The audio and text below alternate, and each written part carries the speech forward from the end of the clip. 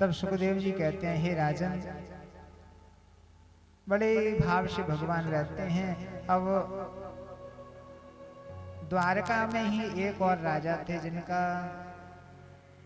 नाम था सत्राजित। कथा सुनाते हैं कि आसीत् सत्राजिता सूर्यो भक्तस्य परमसखा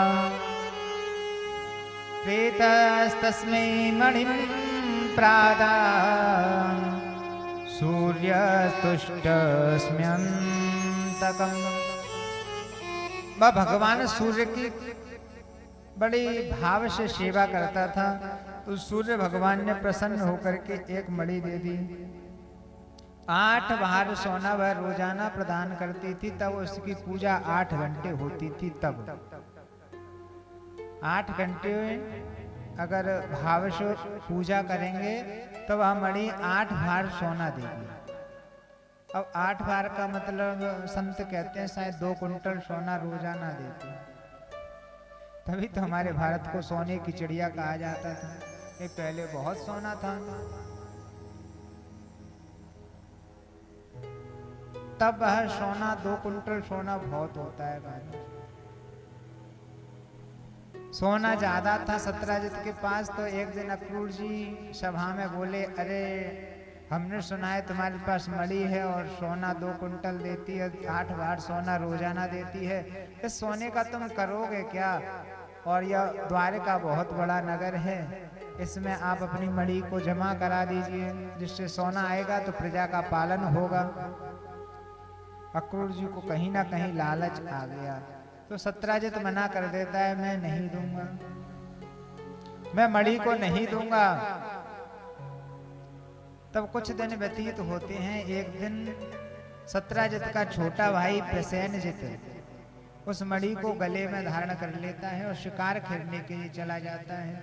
और जैसे ही जंगल में जाता है तो एक शेर उल्टा प्रसेनजित का शिकार कर लेता है, और उस मणि थी वह शेर के पंजे में फंस जाती है। तब शेर आगे चलता है, इतने में एक भालू देखता है कि चमकना चमकना पत्थर क्या है, और शेर को पछाड़ के मार के उस मणि को स्वयं ले जाता है और अपनी पुत्री को दे देता है। इधर तब 1 दिन 2 दिन तब कई दिन व्यतीत हो गए, तब वह प्रसेनजित नहीं आया। तो सत्राजित बोलता है कि शायद मुझे ऐसा लगता है कि मेरे भाई को द्वारकाधीश ने मरवा दिया है, क्योंकि द्वारकाधीश के जो सभासद थे उन्होंने मुझसे कहा था कि इस मणि को द्वारका के खजाने में जमा करा दो, पर मैंने ऐसा नहीं किया, तो उन्होंने मेरे भाई को मार दिया और जो मणि थी उन्होंने रख लिया। अब भगवान पे झूठा कलंक लग गया, क्योंकि भगवान ने उस चीज की चोरी की ही नहीं है। धीरे धीरे धीरे धीरे यह खबर पूरे द्वारका में पहुंच गई। तब भगवान के कानों में यह खबर लगी, तो भगवान बोले अब क्या करें, हमने तो चोरी नहीं की और फालतू में हमें पता भी नहीं है कौन सी मणि है, वो तो अक्रूर जी कह रहे थे और हमारा नाम झूठे ही हो गया, चोरी कर ली, भगवान ने चोरी चुरा लिया, प्रसेनजित को मार दिया। तब पत्रा खुलवाए गए तो ब्राह्मण भगवान से कहते हैं, आपने चौथ के चंद्रमा, जो भादों की चौथ होती है उसके चंद्रमा का दर्शन कर लिया है, इसलिए आपको यह कलंक लगा है। तब परमात्मा उस कलंक को धोने के लिए कुछ अपने सैनिकों को साथ लेकर के प्रसेनजित को ढूंढना प्रारंभ कर देते हैं।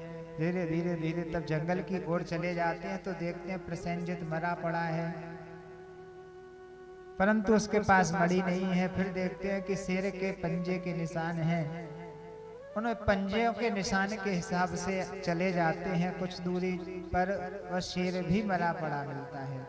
फिर भालू के पंजे के निशान है, तब भालू के पंजे के निशान के अनुसार चलते हैं तो एक गुफा आ जाती है, गुफा में प्रवेश करने लगते हैं, सब मना कर देते हैं। भगवान के साथ वाले जो सैनिक थे सब मना करते हैं, प्रभु आप गुफा में मत जाइए, पता नहीं कौन हिंसक जानवर गुफा में बैठा हो। भगवान बोले नहीं, जाना तो पड़ेगा ही, और अगर 8 दिन से ज्यादा हो जाए तो तुम लौट जाना, सोचना कि मैं उस जानवर ने मेरी हत्या कर दी। सब लोग खड़े हो जाते हैं, भगवान अंदर चले जाते हैं। अब जैसे ही भगवान अंदर जाते हैं तो जो भालू था उसकी पुत्री उस मणि से क्रीड़ा कर रही थी, खेल रही थी। इत्युक्ता स्वाम दुहितरम कन्याम जाम्बवती मुदा अर्हणार्थम समणिना कृष्णायोपजहार। भगवान कृष्ण ने वह जो भालू की कन्या थी उस मणि को छीन लिया। अब जैसे ही मणि को छीना वह रोने लगी। अब रोई तो उसके पिताजी आ गए और पिताजी ने आके युद्ध प्रारंभ कर दिया, भगवान से युद्ध प्रारंभ कर दिया। 1 दिन 2 दिन 3 दिन 4 दिन 18 दिन 27 दिन तक युद्ध चला। 27वें दिन भगवान ने उस भालू में इतना तेज मुक्का मारा कि उसके अंजर पंजर ढीले हो गए और हाथ जोड़ करके बोला, प्रभु क्षमा कर दीजिए। भगवान बोले, कौन हो? बोला, मैं जामवंत हूं। वही जामवंत जी हैं जो राम जी के समय में थे। तो एक बार राम जी से बोले, महाराज सबने युद्ध किया परंतु मैंने युद्ध नहीं किया, क्योंकि मेरे लिए युद्ध करने लायक कोई योद्धा नहीं मिला। पर अब मैं यूं चाहता हूं कि मेरे प्रभु में कितना बल है, मेरे राम जी में कितना बल है, मैं देखना चाहता हूं। अपन दोनों के हाथ एक एक हाथ हो जाए। तो राम जी बोले कि नहीं, अभी मैं भक्त वत्सल हूं, भक्तों से युद्ध नहीं कर सकता। परंतु अरे जामवंत जी, आपकी इच्छा में तब दोबारा श्री कृष्ण अवतार लूंगा, तब जरूर पूरी करूंगा। आज भगवान ने 27 दिन तक युद्ध किया और जामवंत जी को बता दिया कि मुझ में कितना बल है। जामवंत जी ऐसे ही नहीं थे, तब भगवान ने विराट स्वरूप धारण किया तो जामवंत जी दौड़ दौड़ के 7 परिक्रमा करे आए थे इतनी देर में। संपूर्ण पृथ्वी की जितना बड़ा विराट स्वरूप था वह संपूर्ण लोक की 7 परिक्रमा करे आए थे एक घड़ी के अंदर। इतना बल था जामवंत जी में। आज प्रभु ने फिर भी सब, तो जामवंत जी हाथ जोड़ करके भगवान का ध्यान करते हैं, प्रणाम करते हैं और कहते हैं कि प्रभु अब आप प्राप्त हो गए, मिल गए, आप ही मेरे राम जी हैं। अब ऐसा करो, इस मणि को तो हम देंगे नहीं आपको, इस मणि को हम आपको नहीं दे सकते। भगवान बोले, मणि मेरी नहीं है, आपकी नहीं है, ये तो देना पड़ेगा। बोले एक शर्त पर दे सकते हैं, जो हमारी कन्या है इसके साथ विवाह कर लो। पहले तो भगवान जाम्बवती को देखते हैं, जामवंत की पुत्री है जाम्बवती ही। अब भालू की पुत्री भालू की तरह दिखेगी। भगवान देख के मुस्कुरा जाते हैं, परंतु भगवान भक्त वत्सल हैं और प्रेम से जो कोई कुछ भगवान को अर्पण करता है उसे भगवान स्वीकार कर लेते हैं। दाशे दुहितरम तस्मै स्त्री रत्नम रत्नमेव च उपायोऽयं समीचीनस् तस्य शांतिर्न चान्यथा। आज भगवान जाम्बवती से विवाह कर लेते हैं और उस मणि को जाम्बवती जी महाराज दहेज के रूप में प्रभु को समर्पित कर देते हैं। बढ़िया सुंदर सी पालकी में जाम्बवती को बिठा करके लाया जाता है। भगवान पहले से ही कह देते हैं कि तब तक रुक्मणी जी यूं ना कह दें कि तू मेरे बराबर सुंदर हो जा, तब तक घूंघट मत दिखाना, क्योंकि भगवान पहले से पढ़ा लिखा करके लाते हैं। और जैसे ही द्वारिका में पहुंचते हैं, प्रवेश करते हैं, रुक्मणी जी आरती का थाल लेकर के आरती करने के लिए चली आती हैं। भगवान बोले, तुम आरती कैसे करोगी, क्योंकि ये तो तुमसे ज्यादा सुंदर है, तुमको तो जलन होनी चाहिए। रुक्मणी जी बोली मुझे किस बात की जलन, और आप कह रहे हो कि यह मुझसे ज्यादा सुंदर है, तो ऐसा करो मैं इसको सांप देती हूँ, चाहे कितनी भी सुंदर हो मेरी जैसी हो जाए। अब इतना बोला तो भगवान ने पट खुलवा दिए, देखा तो जैसी रुक्मणी जी जैसी हो गई जाम्बवती जी, और बड़े ही धूमधाम से भगवान का दूसरा विवाह संपन्न हो गया। और उस मणि को ले जा करके सत्राजित को जैसे ही सौंपा, सत्राजित बोला महाराज क्षमा कर दीजिए, मैंने आप पे झूठे ही कलंक लगा दिया। तब भगवान बोले कोई बात नहीं, अब जो होना था सो हो गया। संत कहते हैं अगर किसी पे झूठा कलंक लग जाए तो इस मणि चोरी की लीला को अगर सुन लेता है तो वह उससे मुक्त हो जाता है। तब सत्यभामा जो सत्राजित है उसकी पुत्री का नाम है सत्यभामा, उसको लज्जा आ गई कि मैंने फालतू में ही राजा के ऊपर चोरी का इल्जाम लगा दिया, तो अब क्या करूं, प्रायश्चित क्या करूं कि प्रभु मेरी जो बेटी है उसका विवाह मैं आपके साथ करना चाहता हूं, क्योंकि रिश्तेदारी हो जाएगी तो मनमुटाव खत्म हो जाएगा और राजा से दुश्मनी कौन मोल ले। तब तीसरा विवाह भगवान का सत्यभामा के साथ में हो गया। और जो मणि थी उसको फिर दोबारा से भगवान को दहेज में तब देने लगे, तो भगवान ने मना कर दिया कि मणि मुझे नहीं चाहिए। मणि के चक्कर में दो दो विवाह हो गए, मणि नहीं चाहिए प्रभु, मणि तो आपको ही रखना पड़ेगा। भगवान बोले ऐसा करो इसकी 8 घंटे सेवा तुम करना और जो सोना आए उसे द्वारिका में पहुंचाते रहना, क्योंकि पहले एक आदमी 8 घंटे पूजा करने के लिए नियुक्त करना पड़ेगा, इससे अच्छा तुम पूजा करो और जो सार आएगा वो हमारे पास आएगा। मणि फिर दोबारा से सत्राजित के पास पहुंच गई। इस प्रकार से भगवान का 3 विवाह संपन्न हो गए। अब एक दिन सुखदेव जी कहते हैं हे राजन, जो भगवान का चौथा विवाह है वह एकदा पांडवान् द्रष्टुम प्रतीतान् पुरुषोत्तमा इंद्रप्रस्थं गतः श्रीमान् युधानादिभिर्वृतः। एक दिन भगवान अपने प्रिय पांडवों से मिलने के लिए इंद्रप्रस्थ चले गए, दिल्ली चले गए। आज दिल्ली जिसको बोलते हैं वह प्राचीन काल में इंद्रप्रस्थ था। और दिल्ली में यमुना जी रह रही हैं, तो अर्जुन के साथ में एक दिन भगवान प्रातः काल मॉर्निंग वॉक पर यमुना जी के किनारे किनारे जा रहे थे, अर्जुन जी भी जा रहे थे। इतने में देखते हैं कि एक कन्या तप कर रही है यमुना जी के किनारे बैठ करके। तो भगवान ने अर्जुन से कहा पूछो कौन है। तो अर्जुन कहते हैं कातम कश्यासी शुश्रोणी कुतोसी किम चिकीर्षसी, तुम इस निर्जन वन में अकेली क्या कर रही हो, किस देवी देवता का अनुष्ठान पूजा ध्यान कर रही हो। तब वह बाला कहती है अहम देवस्य सवितुर दुहिता पतिमिच्छति विष्णुं वरेण्यं वरदं तपा परमं स्थितः। मैं सूर्य की पुत्री हूँ और यमराज की बहन हूँ, क्योंकि यम तारत है श्री राधिका रानी। जो यमराज हैं उनकी बहन है हमारी यमुना, यमदूतन तारत है। जो यमुना जी हैं यमराज की बहन है। और यम द्वितीया तब आती है तो भाई बहन मिलकर के यमुना जी में स्नान करते हैं, उसका बड़ा महत्व है।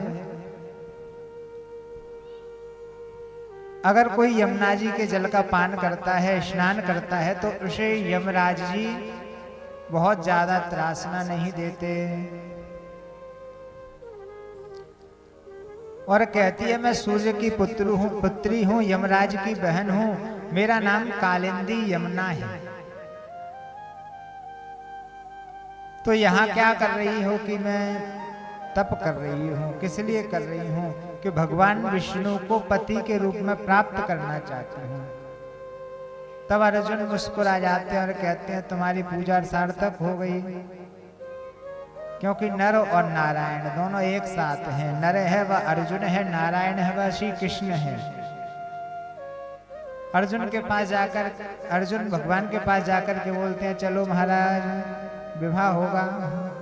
और भगवान जैसे ही कालिंदी के पास जाते हैं अर्जुन दोनों का विवाह संपन्न करा देते हैं। वरमाला हुई, हो गया विवाह। कल हमारे यहाँ भी तो हुआ था। भगवान का चौथा विवाह यमुना जी के साथ हो जाता है। पांचवा विवाह दो भाई थे जिनका नाम था बिंदु और अनुबिंद। ये भगवान के बुआ जी के ही पुत्र थे, परंतु ग्रंथ कहते हैं दक्षिणे मातुली कन्या पूर्वे मंस भक्षणम। अगर पूरब के लोग मांस भक्षण करते हैं तो कम दोष होता है, क्योंकि पूरब में खाने के लिए कुछ नहीं है। ग्रंथों में दिया है पूर्व दिशा की ओर कोई मांस भक्षण करता है, अगर नहीं है तो अब तो सब कुछ खाने की व्यवस्था है, पहले नहीं थी तो कहा कि उधर के लोग मांस खाते थे। और दक्षिण में मामा की बेटी के साथ विवाह हो जाता है। दक्षिण में मामा की बेटी के साथ में भी विवाह कर लिया जाता है। दक्षिणे मातुली कन्या पूर्वे मंस भक्षणम। तो आज भगवान का जो पांचवा विवाह है वह मित्रविंदा के साथ में हो जाता है। छठवां विवाह नागनिजिति के साथ में होता है। यह नागनिजित नाम के एक राजा थे, उनके घर 7 बैल थे और शर्त थी कि कोई अगर इन 7 बैलों को एक साथ नाथ देगा, नथनी पहना देगा, मैं उसके साथ अपनी कन्या का विवाह करूंगा। तब बड़े बड़े योद्धा आते, कोई नहीं नाथ पाया, वह कन्या भी बड़ी होने लग गई। तब फिर वह चिंतित हो गए। एक दिन परमात्मा को तब पता चला तो भगवान जाते हैं, 7 रूप धारण करते हैं और 7 बैलों को एक साथ नाथ देते हैं और छठवां विवाह कर लेते हैं नागनिजिति के साथ में। 7वां विवाह भद्रा के साथ में और 8वां विवाह लक्ष्मणा के साथ में होता है। यह भगवान के मुख्य रूप से 8 विवाह जो माला पहना के और किसी ना किसी कारणवश से हुए हैं। मुख्य प्रमुख यह 8 भगवान की पट्ट महर्षि पटरानी है। तब राजा परीक्षित सुखदेव जी महाराज कहते हैं गुरुजी यथा तो भगवता भौमो ये न चाता स्त्रिया निरुद्धा एतदा चक्ष्व विक्रमं सार्गधन्वनः। और भगवान के विवाह कैसे हुए? तो सुखदेव जी बोले और जितने भी विवाह हैं सब एक साथ हो गए। जो 8 विवाह थे वह बारी बारी से हुए और जितने विवाह थे सब एक साथ हो गए। तो परीक्षित जी बोले मेरी सुनने की इच्छा है। तब सुखदेव जी कहते हैं एक भौमासुर नाम का दैत्य था और वह बड़े बड़े घरों में, राजाओं के घरों में जाता, उनकी कन्या को हरण करके चुरा करके ले आता और अपने कारागार में डालता रहता। बोलता तब 21,000 हो जाएंगी तब विवाह करूंगा, परंतु 21,000 नहीं हो पाई, 16,100 हो पाई थी। इतने में परमात्मा सत्यभामा को साथ लेकर के, क्योंकि जो भौमासुर था वह पृथ्वी का पुत्र था और उसको वरदान था कि तब तक तेरी माँ ही तुझसे यो ना कह दे कि जा तू मर जा, तब तक उसकी मृत्यु नहीं होगी। तो सत्यभामा है वो पृथ्वी देवी है। जो 8 पटरानी है वह 8 प्रकृति के रूप में है। तब भगवान सत्यभामा को साथ लेते हैं और भौमासुर के घर कारागार पर पहुंचते हैं। तब भौमासुर भगवान को मारना चाहता है, तो जैसे ही सत्यभामा को दिखता है तो सत्यभामा कह देती है अरे मूर्ख तू मर क्यों नहीं जाता। इतने भगवान सुदर्शन चक्र से गर्दन को हटा देते हैं और उन कन्याओं को तब आजाद कराते हैं तो कन्या कहती है महाराज अब हम कहाँ जाएं, क्योंकि यह तो विवाह भी कर लेता, अब हमसे कोई विवाह नहीं करेगा, अब हमारा कोई नहीं है इस संसार में, क्योंकि हम माता पिता अगर हमें अपना भी लेंगे, वैसे तो अपनाएंगे नहीं क्योंकि तुम कारागार में रह के आई हो, और अपना लिया तो हमारा विवाह नहीं हो सकता, कोई भी राजकुमार हमसे विवाह नहीं करेगा, अब बताइए हम क्या करें। तो भगवान बोले अगर आपको कोई परेशानी ना हो तो आप सब लोग मुझसे विवाह कर लीजिए। और वह सब जो कन्या है एक घड़ी में, एक मुहूर्त में, तत्र राजकन्यानां षट्सहस्राधिकायुतं भौमाहतानां विक्रम्य राजभ्यो ददृशे हरि। एक घड़ी में, एक मुहूर्त में भगवान ने 16,100 रूप बना लिए और एक साथ सबको वरमाला पहना दी। इस प्रकार से भगवान के 16,108 विवाह हो गए। अब 16,108 विवाह तो इतने ही रहने के लिए भी मकान चाहिए, तो संपूर्ण द्वारिका में बड़ी बड़ी अट्टालियां, क्योंकि अगर किसी की छोटी रह गई तो भगवान मुझे प्रेम नहीं करते, इसलिए जितने मकान थे भगवान ने जितनी भी रानियां थी सबको एक से महल बना के दे दिए, जिससे कोई लड़ेगा नहीं तो स्त्रियों में खटपट प्रारंभ हो जाएगी। अब भगवान उस परिवार के साथ में बड़े ही भाव से प्रेम के साथ रहते हैं अपने परिवार के साथ। एक दिन रुक्मणी जी से मजाक कर लेते हैं।